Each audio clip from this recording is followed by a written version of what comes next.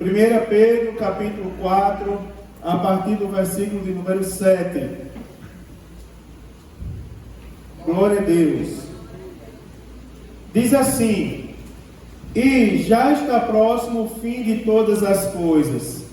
Portanto, sede sóbrios e vigiai em oração.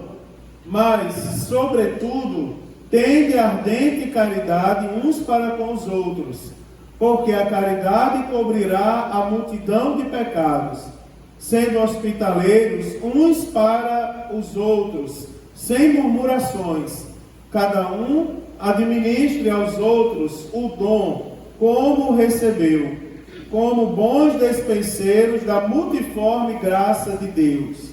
Se alguém falar, fale segundo as palavras de Deus. E se alguém administrar, administre segundo o poder que Deus dá, para que em tudo Deus seja glorificado por Jesus Cristo, e a quem pertence a glória e o poder para todos sempre. Amém. Meus amados, eu estou falando, eu estou no capítulo de número 4, que tem 19 versículos. E essa primeira parte do capítulo 4, eu dividi em alguns pontos para falar com os irmãos, e eu estou falando dos propósitos de Deus no sofrimento do cristão. Estou explicando para os irmãos o que é o sofrimento. Em todo o capítulo 4, ele vai falar, e se nós prestarmos atenção à contextualização do capítulo 4, é como o crente transforma o sofrimento em triunfo. Eu falei para os irmãos que as pessoas que não têm Jesus, quando elas sofrem, elas se acabam, vão de mal a pior. Agora, o crente, quando ele sofre, o sofrimento do crente é motivo para o crente se aproximar mais de Deus. E aí eu estou falando para os irmãos do versículo 1 ao versículo de número 15. Aliás, ao versículo 11, a primeira parte do capítulo 4. E aqui eu falei para os irmãos, eu dividi esses 11 versículos em 4 pontos. Primeiro eu falei para os irmãos acerca de o sofrimento nos ajuda a vencer o pecado. Primeira coisa, e aí eu quero lembrar os irmãos que é comum alguém chegar e dizer assim, eu sempre, vez por outra, eu tenho que comentar isso no discipulado, porque sempre alguém chega e diz, pastor, por que eu sofro tanto agora o que eu não sofria quando eu não era crente? Parece que quando eu aceitei Jesus, passei a sofrer mais. E eu sempre explico, querido, você sempre sofreu. O problema é que com o pecado havia escamas nos seus olhos, e você não enxergava a lama que você vivia dentro. Mas quando você aceitou Jesus, a escama dos seus olhos foi retirada, e a primeira coisa que você enxergou era o lamaçal que você estava mergulhado. E aí não é que você sofre agora, é porque agora você enxerga. Se você prestar atenção, morto, quem está em pecado está morto. E morto, eu já disse aqui aos irmãos, não tem sentimento. Se você pegar um espelho e espetar o morto, ele não vai gritar. Só vai gritar se estiver vivo. Né, irmãos? Então, agora que você está vivo, você está vendo o lamaçal que você estava mergulhado. E agora que você vai sentir as consequências do lamaçal. Agora vai criar frieira nos pés. Agora vai dar tênia na barriga, vai ter que tomar remédio. Mas antes a pessoa estava lá e não sentia isso. Mas agora está viva, agora sente. Né, irmãos? Então, primeiro nós temos que declarar guerra ao pecado. Os irmãos, nunca esqueçam isso. Segundo, nós precisamos conhecer a vontade de Deus. E terceiro, nós não podemos ter saudade do passado. Lembra que eu comentei isso aqui com os irmãos?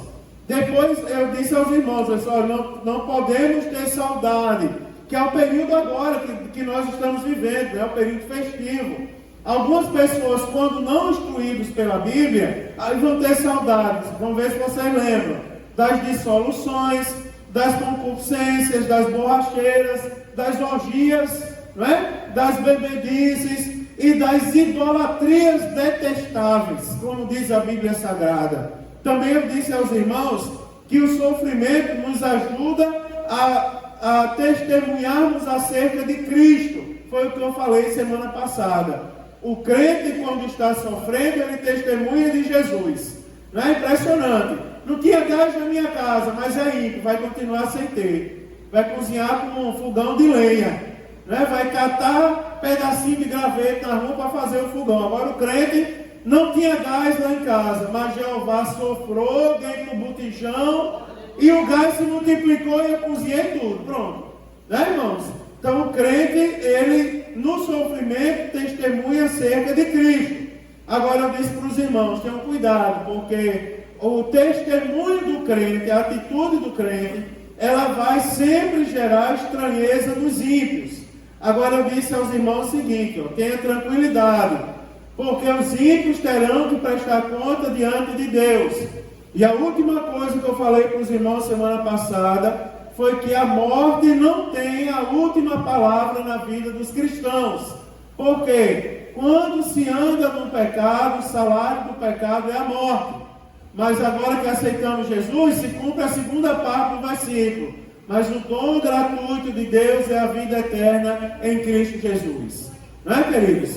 Hoje eu quero começar no versículo de número 7, a falar para os irmãos, e é aqui que eu quero começar a falar, aonde eu terminei semana passada, e terminar aqui, chegar até o versículo 11, em nome de Jesus.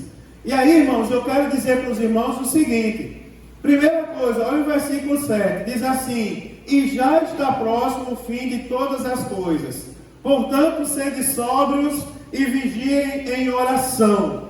Não é? Aqui, meus irmãos, tem um detalhe interessante. O que eu vou começar a falar hoje para os irmãos é que o sofrimento do crente também é motivação para nós aguardarmos a volta de Jesus Cristo. Eu comecei a falar isso semana passada, mas se você prestar bem atenção, quanto a mais a gente sofre nesse mundo, mais a gente deve gritar, Maranata, a hora vem, Senhor Jesus. Volta logo, Jesus, e me leva para casa. Não é? Quanto mais a gente sofre, mais a gente lembra que o nosso fim não vai ser nesse mundo, que um dia estaremos na eternidade. Agora eu quero lembrar aos irmãos uma coisa interessante. É que se a nossa motivação é a igreja primitiva, os irmãos vão observar que a igreja primitiva, ela andava ansiosa da segunda vinda de Cristo. É interessante, irmãos, porque nós temos que lembrar isso, porque é importante lembrar essas coisas baseadas na Bíblia, porque hoje boa parte das pessoas não andam mais aguardando a segunda volta de Cristo. Vocês sabiam que tem muitos crentes hoje em dia que querem ficar? Que querem ficar, o mundo está muito bom. Tem crente dizendo isso, que o mundo está muito bom, que aqui está muito bom, nós estamos muito felizes aqui. Agora nós que observamos a palavra de Deus, nós vamos aprender com os apóstolos, por exemplo, que nós não podemos nos contentar nesse mundo. E nós devemos viver esperançosos da vinda de Jesus. É assim, estamos aqui hoje, mas estamos esperando Jesus para agora. Estamos esperando Jesus para já. Uma vez alguém me parou na rua e me perguntou o seguinte: pastor, o senhor é adventista? Eu disse, sou. Aí a pessoa disse, não, sério, estou falando sério, o senhor é adventista? Sou. E o que é ser adventista? Todos nós somos, temos que ser. Adventista é aquele que espera o advento, segunda vinda de Cristo no nosso caso. Todos nós esperamos. O problema é que a grande questão é que nós não esperamos Jesus só um dia da semana. Nós somos adventistas de todos os dias, todas as horas e todos os momentos. Nós somos adventistas de todos os dias. Eu espero Jesus todos os dias. E eu sei que os irmãos também esperam Jesus todos os dias. Não é? Todos nós devemos esperar Jesus todos os dias. Agora tem um detalhe, porque eu estou falando de sofrimento. E o sofrimento, não é? Como viviam os mais antigos, devemos viver nós agora, esperando a volta de Jesus Cristo. Algumas coisas eu quero destacar aqui quando o assunto é a volta de Jesus Cristo. Eu vou dizer para os irmãos, a primeira delas é que o futuro já chegou. Porque o versículo começa dizendo assim, e já está próximo o fim de todas as coisas. Deixa eu ensinar uma coisa aos irmãos. Lembrar para os irmãos, nós vivemos o período da dispensação da graça, período do Espírito Santo, o período de nós pedirmos perdão a Jesus e caímos na primeira leva. Quando Jesus voltar, Jesus já veio, nasceu de uma virgem, Jesus já pregou a palavra, Jesus foi para o céu. E entre a primeira vinda de Jesus Cristo e a segunda vinda de Jesus Cristo, eu vou dizer uma coisa para os irmãos, é o tempo do fim. Nós vivemos o tempo do fim. Porque Jesus, quando ele veio, Fabrício, e ele voltou para o céu, e ele disse, eu voltarei. Ele que prometeu que ia voltar. Se o próprio Jesus disse que vai voltar e nos deixou a Bíblia para a gente saber como será, quando a gente não diz, mas a gente sabe como será a sua vida, sua segunda vida, significa dizer que entre a primeira vinda de Cristo e a segunda, nós já vivemos o tempo do fim. Se nós vivemos o tempo do fim, nós devemos viver esperançosos da volta de Cristo, porque pode ser a qualquer momento. Vocês sabiam disso? Isso não é loucura nem discurso do passado. Nós vivemos a qualquer momento. Aí vem aquele questionamento que já vinha, que certamente algum dos irmãos já ouviu aqui. Mas pastor, meu avô já dizia que Jesus ia voltar e Jesus não voltou. Querido, é porque assim, o seu avô já vivia o tempo do fim. E você também vive o tempo do fim. Da mesma maneira que o seu avô esperou a volta de Cristo, você deve esperar também a volta de Cristo. Nós devemos esperar a volta de Cristo. Agora eu vou fazer uma pergunta ao irmão. Os irmãos estão esperando a volta de Cristo? Digo amém? Amém. Eu vou dizer uma coisa a você. Você sabia que o final se aproxima? E esse é o entendimento que está na Bíblia. Quer ver? Faça um exercício comigo. Vire as páginas da sua Bíblia, a carta do apóstolo Paulo aos Romanos, capítulo de número 13. Romanos, capítulo 13, versículo de número 11. Diz assim a palavra de Deus. Olha o que o apóstolo Paulo fala. Ele, quando exorta os irmãos ao amor ao próximo e à vigilância quanto à questão da pureza, no versículo 11 ele vai dizer assim: e lhes digo, conhecendo o tempo, que é já hora de despertarmos do sono, porque a nossa salvação está agora mais perto de nós do que quando aceitamos a fé. Observe o que o apóstolo Paulo está dizendo aqui nesse versículo. Ele está dizendo assim, já é hora, ele diz, já conhecendo o tempo, que já é hora de nós despertarmos do sono. Ou seja, quem não esperava Jesus, precisa passar a esperar Jesus. Precisa despertar do sono. Aí ele diz assim, precisa despertar do sono. Sabe por quê? Porque ele fala, porque a nossa, e veja que esse porquê é junto e sem acento, ou seja, é uma explicação. Aí ele diz, porque a nossa salvação está agora mais perto de nós do que quando aceitamos a fé. Ou seja, aceitamos Jesus, e quanto mais os dias se passam, mais se aproxima a volta de Jesus Cristo. Então nós não podemos perder essa esperança. Quanto mais o sofrimento aperta, mais o crente tem que ter esperança que Jesus vai voltar. Está sofrendo, mas Jesus vai voltar. Não é, irmãos? Está assim uma coisa insuportável. Aguente só mais um pouco, porque Jesus está voltando.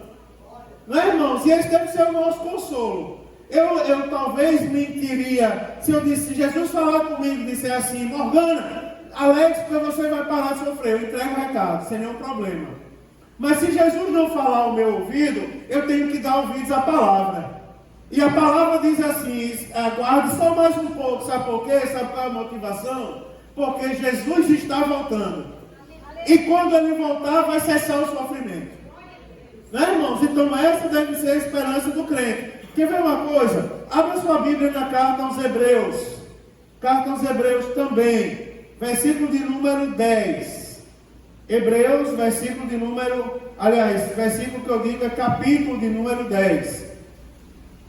Hebreus capítulo 10, versículo de número 25. Diz assim a palavra de Deus, Versículo 25. Aliás, vamos olhar o 24, onde começa o parágrafo. Eu gosto de ler onde começa o parágrafo. Versículo 24 diz assim: e consideremos-nos uns aos outros para nos estimularmos à caridade e às boas obras. Aí ele diz: não deixando a nossa congregação, como é costume de alguns, antes admoestando-nos, uns aos outros, e tanto mais quanto vocês que se vai aproximando aquele dia. Se você prestar atenção, esse dia aí é com D maiúsculo. Quanto mais vocês, e tanto mais quanto verdes, que se vai aproximando aquele dia. Então, a Bíblia está dizendo aqui, admoestando-vos uns aos outros, e não deixando a vossa congregação, como é costume de muitos. Quanto mais vocês, quando verdes que vai se aproximando aquele dia. Ou seja, aquele grande dia se aproxima. E nós não podemos, irmãos, esquecer que aquele grande dia está se aproximando. Quer ver outra referência? Olha aí, irmãos, 1 João, né? Vocês estão murmurando demais. Vamos, então leia para mim. 1 João, capítulo 2, versículo de número 18. Quem encontrou, leia bem alto aí. 1 João, capítulo 2, versículo de número 18.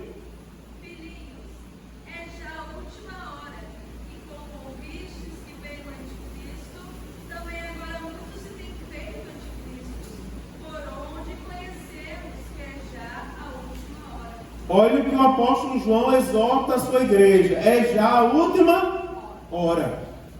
Você está entendendo, irmãos? Então, se nós prestarmos atenção, faz parte da espiritualidade do crente aguardar a vinda de Jesus Cristo. É importante nós atentarmos para isso aqui. O povo diz que eu demoro demais no último versículo, mas eu tenho que explicar minuciosamente. Qual é a implicação que isso traz para a nossa vida? Olha, irmãos, tem algo que vai impedir muita gente de chegar à presença de Deus. O que é? A prática do pecado. Quer ver uma coisa que nós devemos atentar para isso aqui? É porque se nós não atentarmos para isso, o pecado se torna recorrente na vida da gente. Eu sei que é pecado chamar palavrão, mas eu vou chamar de novo, vou pedir perdão a Jesus de novo. Comece a andar conforme a impiedade. Que não é assim que o ímpio faz? O ímpio, ele está em pecado, ele diz: não, vou pecar mais um pouquinho. Quando eu estiver nas últimas, eu peço perdão. É o pensamento do ímpio. E tem alguns crentes que não estudam a Bíblia, que andam dessa maneira também. Eu vou pecar de novo. Mas isso é pecado, eu sei que é pecado, mas eu vou pecar de novo. Aí depois eu vou para o culto e antes da palavra eu peço perdão de novo. Não é? Aí aqui está dizendo: não, o crente não pode andar na perspectiva do pecado. Pecado de toda sorte na vida da gente, irmãos. Tem algumas coisas que são terríveis, diabólicas. Quer ver uma coisa que às vezes irrita? Eu vou dizer uma coisa a você que às vezes irrita. É quando eu vejo alguém falando mal de alguém. Isso irrita, isso é irritante. Estou dizendo que alguém aqui fala, mas se falar, pare.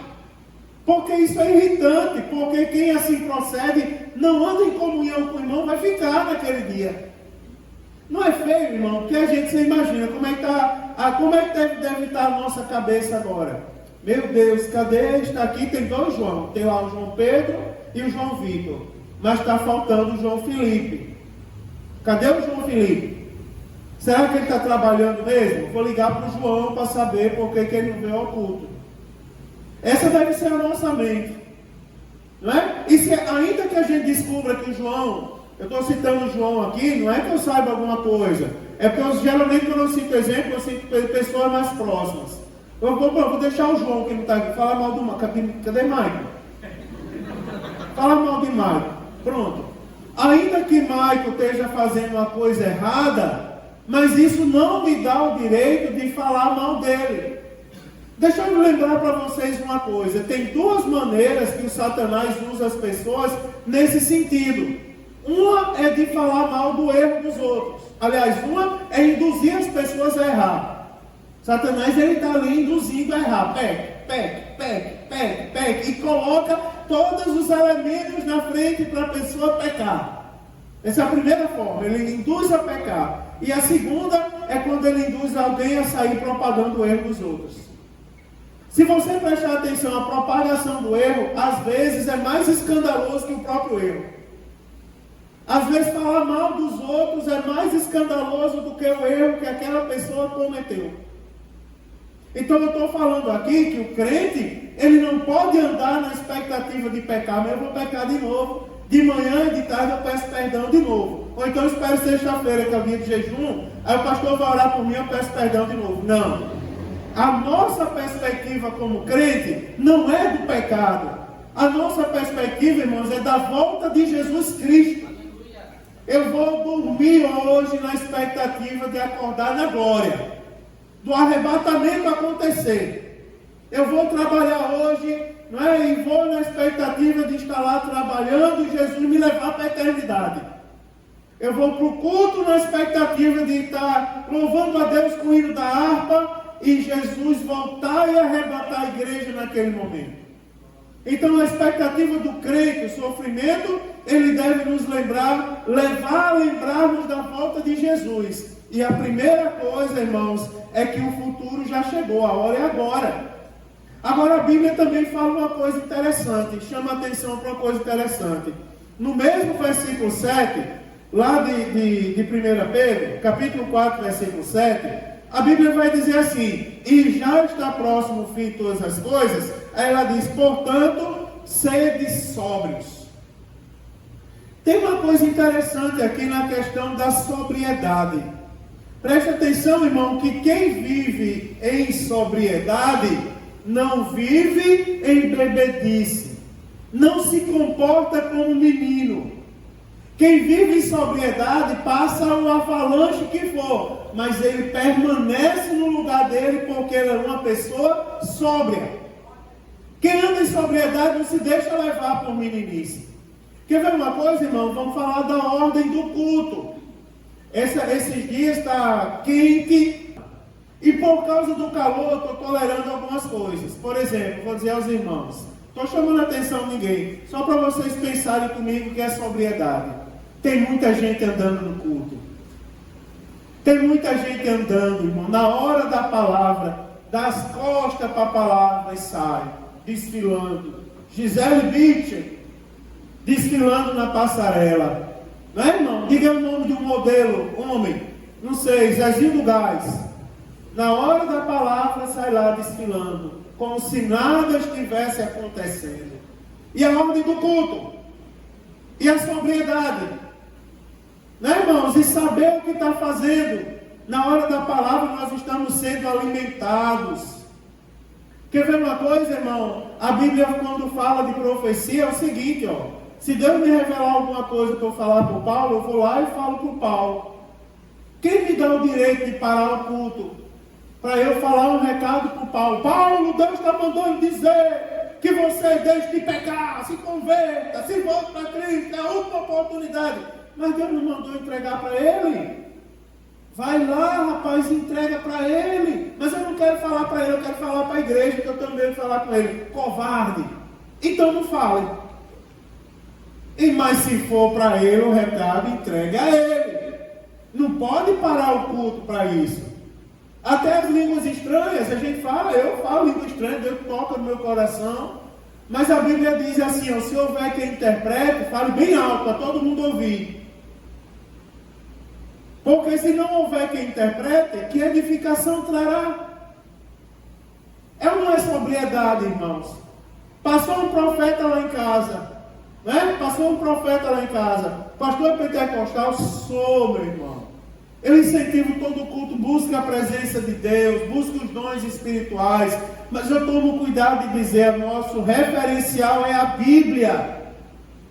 Irmão, por que tem profeta que tem medo de pastor? Só fala quando o pastor não está presente. Eu vou na sua casa porque o pastor não está lá. Não é profeta de Deus. O profeta de Deus, ele fala com o pastor, com o presidente da república, com o papa, com a mãe do papa, com todo mundo presente. Porque o profeta de Deus, ele anda com sobriedade. Irmãos, o sofrimento, quando a Bíblia fala da volta de Jesus, ela diz assim: sede sóbrios. Não é? A Bíblia está dizendo assim: portanto, sede sóbrios. Ser sóbrio, eu anotei aqui, eu fiz algumas anotações. Irmãos, a Bíblia, quando eu digo sede sóbrio, eu não estou incentivando ninguém a ser preguiçoso ou fanático. Não estou dizendo isso, tá certo? Eu estou dizendo assim, que viver desatentamente, não pode viver desatentamente, não pode marcar a volta da vinda de Cristo, porque Jesus disse: nem eu, nem os anjos do céu sou o Pai, mas tem pessoas indo na casa dos irmãos, marcando a volta de Cristo. Mansônia, eu vou voltar segunda-feira, diz o Senhor. Esse Senhor não é o Deus da Bíblia. Não é, irmãos? Agora é que a gente tem que ler a Bíblia, para não sermos enganados por essas coisas. O que nos dá sobriedade espiritual é a Bíblia. Eu não estou incentivando os irmãos a serem frios, barra de gelo. Não. Me diga uma coisa, irmão. Quando foi que a leitura da Bíblia esfriou alguém aqui dessa igreja? Ninguém. O irmão disseram assim. Teve um irmão que chegou para mim. Eu vou falar, ele está aqui presente. Mas teve um irmão que chegou para mim e disse assim: meu Deus, pastor, eu não sabia que Jolê era pentecostal. Aí eu disse: mas por que você disse isso com o Jolê? Jolê é uma bênção. Jolê está toda segunda orando, intercedendo pela gente. Não, mas ele é estudioso, ele é o superintendente. O próprio pastor, a gente chega, está com a cara feia ali, já leu a Bíblia tantas vezes, tem tantas ciências. Aí eu disse: o que foi que ela lhe admirou? O Jolê chegou na campanha e deu uma palavra lá em Atos 2 e fez uma oração que eu me arrepiei todo. Eu disse: quem foi que disse a você que Bíblia esfria crente? Quanto mais você se aproximar da sobriedade, que é a palavra, mais você vai ser pentecostal. Anote isso daí. O que deixa o crente pentecostal não é a meninice. O que deixa o crente pentecostal é a proximidade com Deus. E proximidade com Deus é proximidade com a sua palavra. É andar com os pés no chão, né, irmãos? Você imagina, eu vou trazer de volta aquela história aqui. Eu sou batizado no Espírito Santo. Vou lembrar para vocês como foi a minha experiência de ser batizado no Espírito Santo.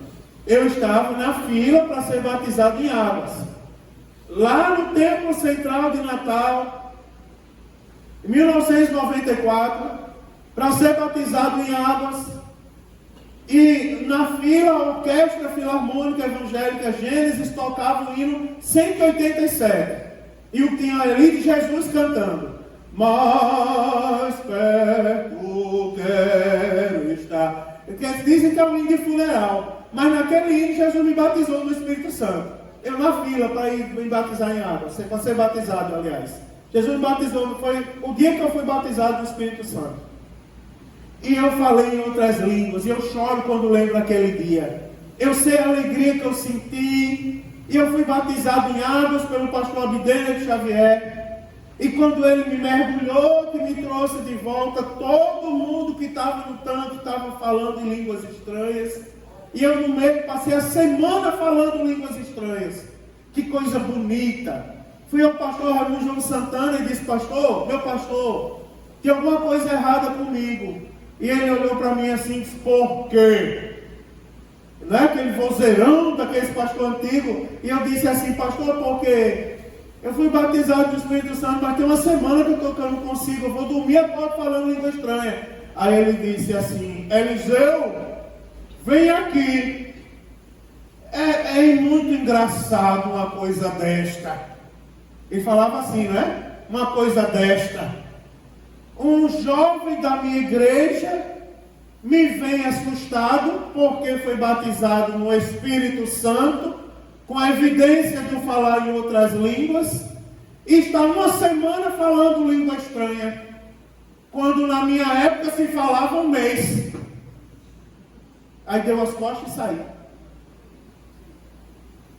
Não é, irmãos? Aí você me diga uma coisa: estavam todos reunidos no mesmo lugar. E de repente veio do céu um som, veemente e impetuoso, e encheu toda a casa onde eles estavam assentados. Não é, irmãos?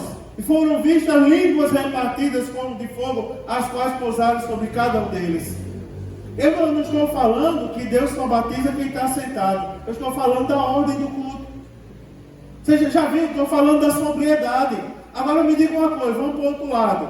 Irmão estava numa vigília, vai ter uma vigília aqui, vai ter fogo do céu. Agora você imagina, eu estava numa vigília, num antigo celeiro, o irmão falando, Fabrício, não foi eu não. Estou dizendo eu, mas não era eu não. O irmão disse que estava numa vigília, vou fazer essa ressalva, que a irmã Vanderlei grava o culto. Cadê ela? Para mandar para o povo dela lá. E saiu, irmã Vanderlei? Ah não, está ali. E está gravando, não foi eu. Uma pessoa disse, deu um testemunho, que estava numa vigília no antigo celeiro, e Deus encheu ele do Espírito Santo e tinha uma cela de burro, de cavalo. Aí ele disse, aí eu fui lá e entrei, eu cheio do Espírito Santo, me diga uma coisa, se isso é sobriedade. E entrei na cela, me encaixei na cela e saí rinchando, que nem um cavalo. Aí as pessoas diziam, o que é isso? Estou sendo batizado no Espírito Santo, mas você está cheio de demônio. Você está entendendo o que é sobriedade? Me diga uma coisa, quando foi que Deus batizou alguém no Espírito Santo e a pessoa saiu rinchando feito burro?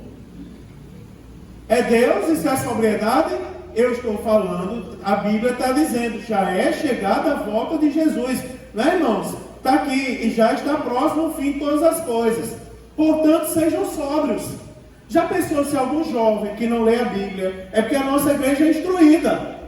Mas você sabia que tem igrejas por aí, irmão Luciene, que eu não duvido que alguém escute um testemunho desse e quando for no domingo, venha para o culto com uma cela de burro e saia pulando, rinchando? Eu não duvido não. Porque é os dias de hoje, as pessoas não andam mais em sobriedade. As pessoas não andam mais, o Pentecostes é bíblico? É bíblico. As línguas estranhas é bíblica? É bíblica. O poder de Deus é bíblico? É bíblico. Ele é derramado nos dias de hoje? É derramado nos dias de hoje. Mas a Bíblia fala da sobriedade. E para não ficar nas minhas palavras da sobriedade, a Bíblia, a mesma Bíblia que fala da sobriedade, ele diz assim, ó, e vigiai em oração. Você quer ver uma coisa? Eu vou falar uma verdade para os irmãos. Você sabia que um cristão que está fora da vontade de Deus, ele não tem sucesso na oração? Você sabia que um cristão que está fora da vontade de Deus, ele não tem sucesso na oração? Um dia saiu na TV, eu vou falar publicamente que saiu na TV, em rede nacional, a oração da propina. Uns homens roubaram, botaram dinheiro na cueca, você lembra disso? E fizeram uma roda e deram a mão e começaram a orar, agradecendo a Deus pela propina. Me diga uma coisa, Deus recebe essa oração? Eu imagino, eu não sei se Deus ri, mas eu imagino Deus olhando do céu e não ri nessa hora da oração, da brincadeira, que isso para mim não é oração, é uma brincadeira. Eu imagino Deus olhando do céu, se não rir, mas balançando a cabeça. Esse povo não faz ideia do Deus que eles estão lidando. Esse povo não faz ideia de quem é o Deus que eles servem, que eles dizem que servem. Eles podem até servir, mas eles não servem segundo a Bíblia. Você está entendendo? A impiedade, um cristão cuja vida está fora da vontade de Deus, ele não tem êxito na oração. Por quê, irmão? Porque a vida dele está fora da vontade de Deus. O que é que esse cristão tem que fazer? Ele tem que voltar para o centro da vontade de Deus e tem que orar.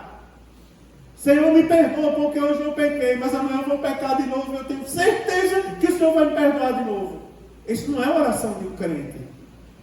Não é, irmão? Isso não é oração de um crente. Se você observar, quando a gente começa a falar de Deus, tem lugar. Eu sou um bom observador. Eu falo pouco, eu sou tímido.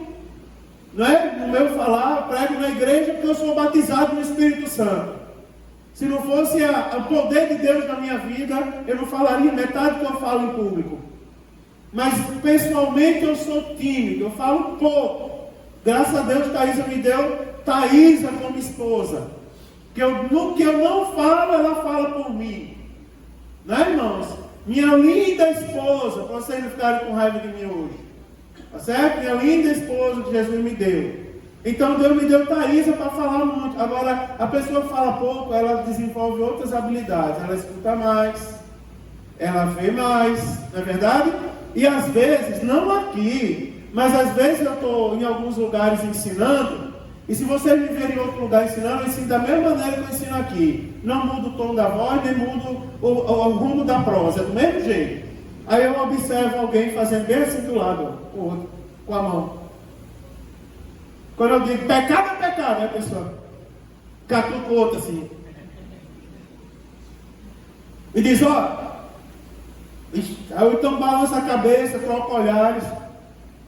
Não é? Eu fico observando, eu digo, Jesus tem misericórdia deles. Porque eles não sabem o que fazem. Porque a Bíblia Sagrada, quando fala de oração, irmão, a oração é um crente que não vive em sobriedade, ele não tem prazer na oração. Porque ele não tem consciência do valor da oração. Do valor de você estar próximo a Deus. Irmão, já recebi livramento quando eu soube que tinha alguém orando por mim. Aliás, depois que eu recebi o livramento, eu soube que tinha alguém intercedendo por mim. No dia que eu ia descendo o barranco, que eu saí, que o caminhoneiro buzinou, já contei aqui, ele foi usado por Deus para mim e disse, a minha igreja está orando por você agora. Era numa segunda-feira à noite. Quando eu namorava com Thaísa, né, eu e Thaísa namorava. Depois da escola dominical eu ia deixar ela em casa e depois ia para minha casa. Fugia de irmã Francinelli para não querer que eu almoçasse lá por causa da vergonha que eu sentia, da timidez. Mas um dia um rapaz veio com um cavalo com a mão aqui, um revólver, montado no cavalo, eu estava no ponto do ônibus. E ele veio até mim, olhou para mim com os olhos avermelhados assim, depois bateu no cavalo e saiu, bateu em retirada. Quando eu cheguei de casa, lembra, Thaísa, desse dia? Minha mãe estava com mais 2 irmãs em casa. Aí eu entrei em casa e disse, Pai do Senhor. Aí a irmã disse assim, eu sou Deus que te livrei agora. Enquanto as minhas servas clamavam, a minha mãe disse assim, mas a irmã fulana veio aqui, porque ela disse que teve uma visão de um homem bem feio em cima do cavalo, chegando e atirando em você. E ela veio aqui para clamar a Deus comigo pela sua vida. Depois eu chorei um monte, depois eu disse, pois Deus me deu o livramento do cavalo. A oração abre porta, a oração nos dá o livramento, a oração, irmão, não é? Deus responde a nossa oração para salvar. O pai de Thaísa, ele tinha câncer benigno na cabeça. O câncer que ele tinha era benigno. E vez por outra ele tinha que ser cirurgiado porque o câncer crescia e dava pressão no crânio. E a primeira cirurgia que ele fez, ele ficou muito mal para morrer. Thaís orou junto com o irmão dela e pediu para Deus prolongar o dia dos seus pais, do seu pai. Sabe o que Deus fez? Prolongou os dias de vida do pai dela. E ele tinha as limitações por causa não é fácil tirar um quarto do cérebro da pessoa, não vai ser mais a mesma pessoa. E naquele dia Deus lembrou, mas você pediu para prolongar os dias. A oração faz Deus parar a chuva. Aqui nessa igreja tem testemunho de pessoas que choviam ao redor, mas onde estava aquela pessoa não chovia. A Bíblia está sagrada. A Bíblia chega a dizer, eu falei aqui, né? Pedro diz assim, ó, se o marido não trata bem a sua esposa, as suas orações são interrompidas. Você imagina, é um alerta para a gente, irmão, como é que está a nossa vida diante de Deus? O pastor nos traz aqui na terça-feira para bater na gente? Não, eu estou ensinando a Bíblia. O Senhor, Ele exorta aquele a quem Ele ama. Jesus está falando conosco, irmão, está dizendo como é que está a sua vida hoje. Não é, irmão? Você está andando em sobriedade? Se não, passe a andar, passe a ler a Bíblia, rapaz. Passe a andar em sobriedade, seja aluno da escola dominical. Irmãos amados, vocês vão me ver, se Jesus não voltar, daqui a 50 anos. Se eu não estiver no meu lugar escondido, lá no sertão, como eu planejo ficar, depois que ninguém quiser mais me ouvir, mas enquanto eu puder falar, eu vou dizer, leia a Bíblia, eu vou dizer, faça o culto doméstico, eu vou dizer vive em oração, eu vou dizer livre-se do pecado. Deus não quer nenhum crente em pecado. Deus quer a gente preparado, irmão, para a segunda vinda dele. E em nome de Jesus, irmão, toda a tentação do pecado esta noite está repreendido mais uma vez em nome de Jesus. Senhor, livra os teus servos de pecarem. Palavras, pensamentos, atitudes. E se alguém estiver em volta querendo induzir o teu povo ao pecado, eu peço a Jesus todo dia, tira, Senhor. Nem que seja para fechar as portas. Teve um irmão que disse a mim, pastor, eu não consigo parar de fumar. Porque quando eu paro de fumar, aí eu recebo meu salário, vou lá e compro 5 maços de cigarro. Aí eu disse, pois vem aqui, filho, que eu vou orar por você. Me abracei com ele, comecei a dizer, Senhor, fecha as portas. Não dá mais um centavo a esse homem. Porque a minha Bíblia diz que o moço foi velho, nunca viu um justo desamparado e a sua descendência mendigar o pão. Dá o pão para ele comer, mas fecha a porta do cigarro, fecha a porta do vício, da bebedice. Se o computador está levando pornografia para dentro da casa, pois saibam que a minha oração para essa igreja, Senhor, queima computador, em nome de Jesus. Ontem eu parei no mercado para comprar um negocinho, e quando eu estava lá no mercado, eu deixei meu celular em cima do painel do carro, esqueci, e quando voltei estava escrito, a temperatura do seu celular está elevada, não foi? Espere esfriar para poder usar o celular. Pois eu estou orando para, se o celular está induzindo o crente ao pecado, Senhor, explode de vez o celular, queima de vez o celular, apaga os contatos do chip. Mas, irmãos amados, a gente tem, porque a Bíblia Sagrada diz, irmãos, que a impiedade impede a pessoa. Você já imaginou que o mecanismo que Deus deixou, a porta aberta que Deus deixou para a gente falar com Ele diretamente, por meio de Jesus Cristo, foi a oração? Você já pensou as orações impedidas? A única maneira que tem de você falar com Deus é orando. Você imagina que agora as orações vão ser impedidas por causa da impiedade. Irmão, não queira isso na sua vida, em nome de Jesus. Não queira isso na sua vida. Quando o pecado bater, todo dia o pecado bate a porta da minha vida. Eu não sei nem de vocês. Mas todos os dias vem alguém querendo que eu peque. Outro dia chegou uma pessoa que assim, quando o dito cujo não vem, ele manda um secretário mesmo. Chegou uma pessoa e eu lá preocupado com os irmãos ligando. Carolzinha, aí uma pessoa chegou, você não imagina o que a pessoa me disse. Pastor, eu tenho uma admiração muito grande pelos norte-americanos. Eu disse, por quê? Porque uma criancinha pequena já fala inglês. Eu digo, não. Desisto. Vou sair. Eu saí, dei uma volta. Eu preciso orar um pouquinho. Aí eu dei vontade de completar a frase. Eu lhe digo mais. Não é? Não só o norte-americano fala inglês, como o japonês pequenininho já fala mandarim. Aliás, o chinês, sei lá, o povo lá só puxar. Né? Já fala também na língua dele. Você imagina que um brasileiro pequenininho já fala português? Que coisa impressionante, não é?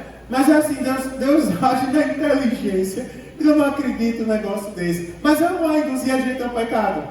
É para tentar tirar a nossa atenção, para ver se a gente peca por meio de palavras, atitudes. Pastor, vai lá em casa e fala com meu marido. Eu disse, vou, ele está precisando de oração? Não, pastor, o senhor vai lá na minha casa, aí diz a ele que eu fiz assim, assim, assim. Eu digo, não, senhora está mandando na sua casa para mentir? Já fizeram isso com o senhor, pastor? Já. Irmãos, olhem, sabe por quê? Uma das grandes motivações, você lembra do céu quando o pecado bate a porta? Você lembra de tantas coisas, eu vou dar mais um motivo para você lembrar, as orações.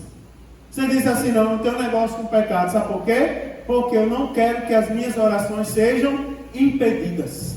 Não quero que as minhas orações sejam impedidas. A impiedade afasta o homem de Deus e afasta o homem da oração. O ímpio não tem prazer na oração. Você imagina, só tem prazer na oração quem é salvo. Sabe por quê, irmão? Porque ele sabe que ele pode dobrar o joelho, e ele pode conversar com Deus, e ele tem certeza que Deus responde às orações. Semana passada, que foi um dos meus propósitos na campanha, eu estava conversando com o presbítero Edson, e eu disse a ele: irmão Edson, eu estou meio desesperado porque Jesus nos deu uma casa. Eu contei a Vonei como foi o milagre da casa. Troquei meu carro numa casa, pronto. Aquele carro que eu tinha, troquei numa casa. E invadiram a casa. Um dia, eu fui lá tirar um casal de dentro da casa. E eu disse ao Moedson, Moedson, olhe por mim, para Deus me dar condições de eu fazer o muro da casa, porque não tem muro, a casa fica aberta, o povo se acha o direito de... No dia eu cheguei lá, tinha 3 caminhões no terreno da casa. Quase eu não podia entrar na casa, eu e o Mário. E eu disse assim: Jesus, eu dobrei o joelho na campanha. Teve um dia que eu chorei especificamente por aquele propósito. Jesus, eu não tenho condições. Primeiro o pedreiro me cobrou 17 mil para fazer o muro da casa. O outro cobrou 19, o outro cobrou 15. E eu digo: aonde, se eu tivesse pelo menos 1000, eu dava glória a Deus de pé. Mas hoje, pela misericórdia de Deus, pela infinita misericórdia de Deus, eu ganhei o muro da casa para a glória de Deus. Sabe o que é isso, irmão? Jesus responde às nossas orações. Vale a pena, irmãos, viver separado do mundo? Vale a pena ser apontado pelo mundo? Vale a pena, irmãos? Olha, eu sei de pessoas, Cláudio, eu vou dizer uma coisa: uma Denise hoje foi usada por Deus, mandou umas mensagens ali, um hino, Deus sabe de tudo. E você acredita, o senhor sabe, pastor? Sei. Eu sei que tem pessoas que não gostam de mim, pela maneira como eu ensino a Bíblia. Aqui não, estou falando daqui. Porque um dia iam me dar posse em outro setor, e eu cheguei lá, o pastor mandou ir 10 pastores. Se que Deus me revelar na hora, eu vou dar posse. Eu fui também, acho que eu nem era daqui ainda. Eu fui também. Quando cheguei lá, ele falou comigo: não é você, é o outro, aquele outro ali. Aí o irmão fez, quando eu fui saindo, ele disse: glória a Deus que não foi o Mário Sérgio. E disse a mim: glória a Deus que não foi o Mário Sérgio. Eu disse: por quê? Não, porque disse que o homem só quer ensinar a Bíblia. E o homem chama o povo a não ser pecador. E o homem todo dia aperta o povo e fala da Bíblia, e obriga o povo a ler a Bíblia, e chama o povo para orar, chama o povo para a vigília. Isso é terrível. Eu sei, irmão, que falam mal de mim por isso aí. Eu sei que falam mal da minha roupa, Fabrício. Eu sei que falam mal do jeito que eu pintei o cabelo, do jeito que eu falo. Né? Não vou nem chorar, mas eu sei disso tudo. Mas sabe por que eu me tranquilizo? Porque eu sei que eu estou no caminho certo. Eu estou falando de mim. Mas se eu passar o microfone para os homens de Deus aqui, ó, tudinho vai dizer a mesma coisa. Eu sei tudo, né, irmãos? Mas eu fico tranquilo porque eu sei que eu estou no caminho certo. E no caminho certo que eu sou, eu sei que eu oro ao meu Deus e Ele responde às minhas orações. Né, irmãos? As minhas orações não são impedidas, porque o meu prazer é estar na presença de Deus. E quando a gente sabe disso, aí é que a gente sente mais desejo de orar. Não é, irmãos? É bem diferente do meu Cristo vivo. É assim que diz o hino: eu ando com Ele, Ele anda comigo. Eu falo, Ele ouve, Ele fala, e eu posso ouvir sua voz. Converso com Ele sem hora marcada, de dia, de noite ou de madrugada. É bem diferente, Ele é glorioso, é o Jesus dos crentes. A segunda estrofe diz assim: existe Deus que é tão exigente, exige cachaça, Ele é dependente, exige charuto, Ele é viciado e não pode deixar. Ele é adorado com defumador, vive em altar só onde andou. É bem diferente, é o Deus que os crentes não têm por Senhor. Sabe como é o nosso Deus? É bem diferente do meu Cristo vivo. Eu ando com Ele, Ele anda comigo. Eu falo, Ele ouve, Ele fala, e eu posso ouvir sua voz. É bonito? Converso confesso com ele, Senhora marcada, de dia, de noite ou de madrugada, é bem diferente, ele é glorioso, é o Jesus dos crentes. Esse Jesus está aqui hoje para ouvir a nossa oração. Vamos ficar de pé e vamos orar? E você crê que o que você pedir a Deus agora, Ele vai responder? Você crê, irmão, que o que você apresentar a Jesus nesse momento, Ele vai responder suas orações? Então eu quero convidar você a, num gesto de fé, a orar juntamente comigo. O que é que você precisa que Deus faça na sua vida agora? Qual é o milagre que você está precisando? Não é, irmãos? O que é que você precisa que Deus faça? O que é impossível para você? Eu quero dizer para você que é possível para o seu Deus. É possível ao nosso Deus. E o que foi que o Senhor fez, pastor? Para alguém dar o muro da sua casa? Eu só orei. E quem foi que deu? Você nem faz ideia. Não é nem daqui, alguém de longe. Deus mandou alguém de longe, que nem sabia que eu tinha casa, para dizer assim: o muro é seu. Jeová mandou. Jesus manda até construir muro. Deus que manda tinta da Souvenir lá para Ana Paula, manda construir muro na casa de crente fiel. Você crê nisso? O que é que você está precisando agora? Vamos fazer uma oração, aquelas orações de fé.